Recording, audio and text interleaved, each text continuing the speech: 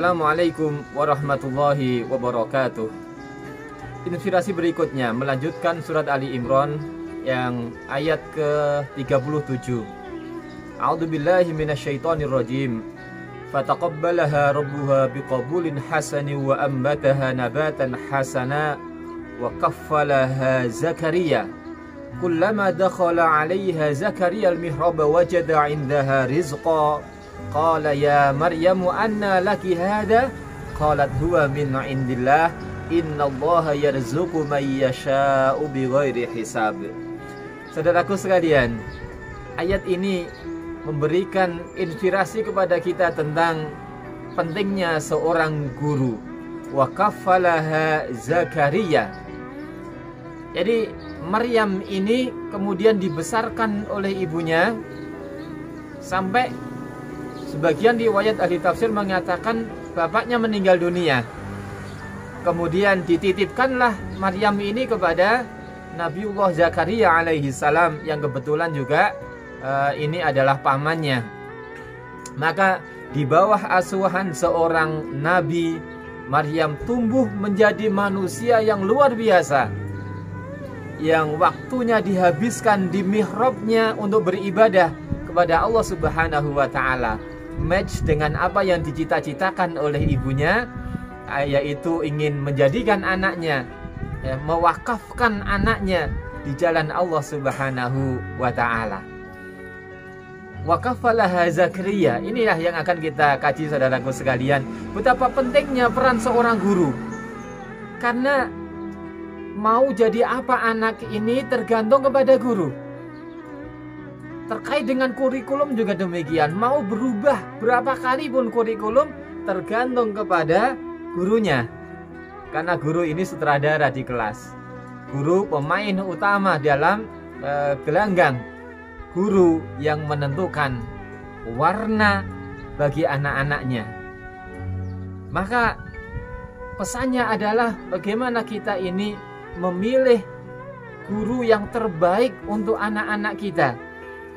Kalau anak kita masih kecil, mungkin ada yang dititipkan pada pembantu atau pada pengasuh, maka pentingnya seorang orang tua untuk memilih pengasuh atau pembantu yang terbaik.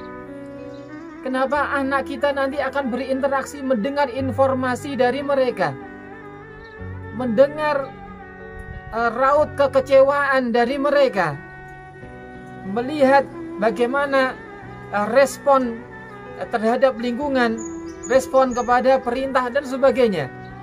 Anak-anak kita meniru dari apa yang ada di lingkungan terdekatnya. Ingat, anak adalah peniru yang paling ulung. Sadar ataupun tidak sadar, mereka akan melihat apa yang dilihatnya dari pembantu, dari pengasuh, dari orang tua. Maka semenjak dia kecil, carikanlah dia lingkungan yang terbaik.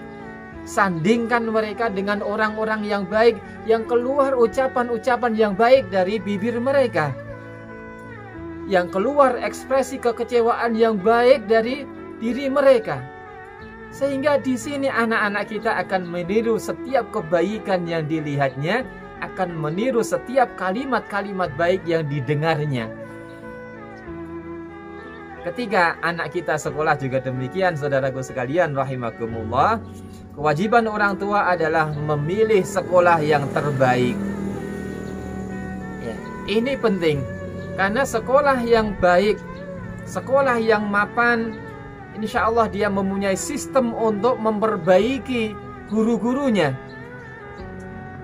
Sebaliknya, sekolah yang asal-asalan tentunya di sana ada guru yang asal-asalan pula. Ya, memilih sekolah yang terbaik artinya memilihkan guru-guru yang terbaik untuk anak-anak kita. Ya, maka jangan sembarangan. Ya, jangan sembarangan memilih sekolah.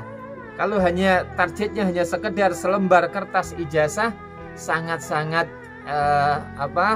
sangat disayangkan kalau kemudian harus mereduksi kebaikan-kebaikan yang ada di dalam diri anak-anak kita, atau mengerdelkan potensi-potensi baik yang harusnya bisa tumbuh ketika didampingi oleh guru-guru yang terbaik. kita bisa mengambil ibrah dari kisah Rasulullah Shallallahu Alaihi Wasallam.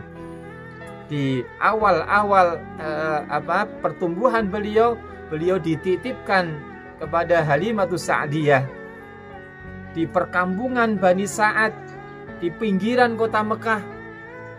Tentunya selain ini menjadi kebiasaan orang-orang Arab pada masa itu, di antara hikmahnya adalah bahwa Rasulullah menemukan di sana lingkungan yang kondusif, lingkungan pedesaan yang relatif lebih aman daripada ketika di kota.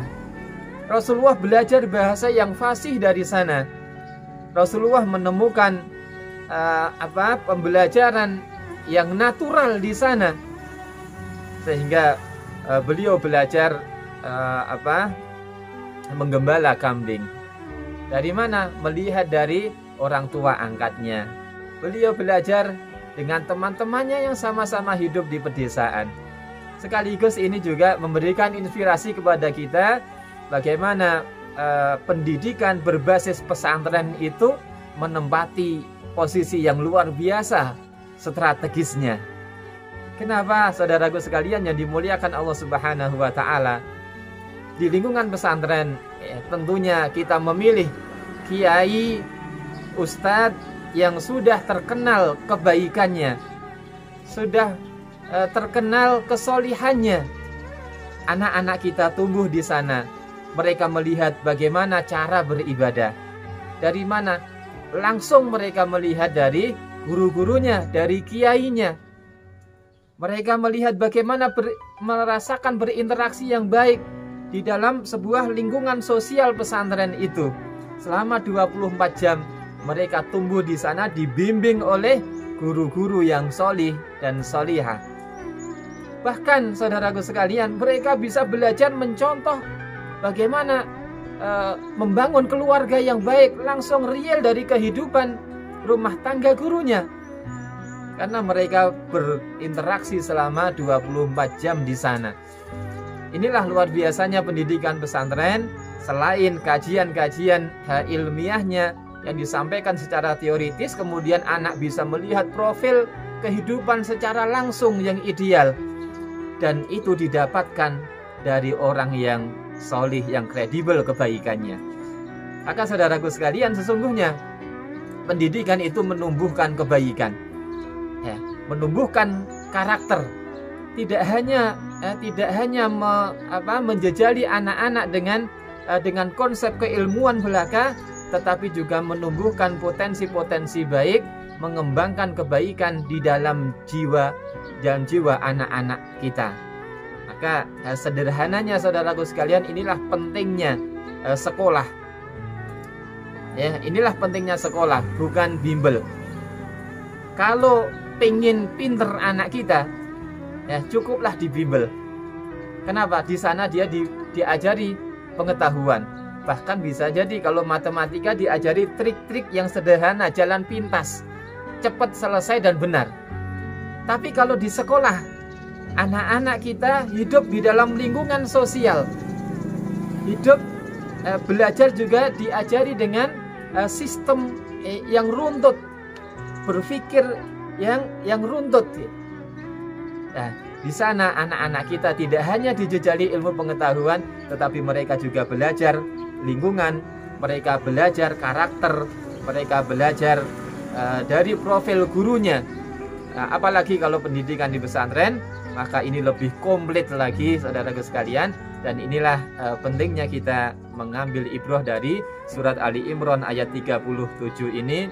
Wa kaffalaha Zakaria, di mana Maryam dititipkan kepada orang yang solih, orang yang baik, seorang nabi, yang kemudian dari sinilah tumbuh Maryam menjadi anak yang baik, menjadi wanita yang solihah, yang dari sana kemudian Allah berikan berbagai macam karomah di dalam kehidupannya. Bahkan namanya selalu disebut, bahkan dijadikan nama satu surat di dalam Al-Quran. Subhanallah, semoga menjadi inspirasi bagi kita sekalian. Assalamualaikum warahmatullahi wabarakatuh.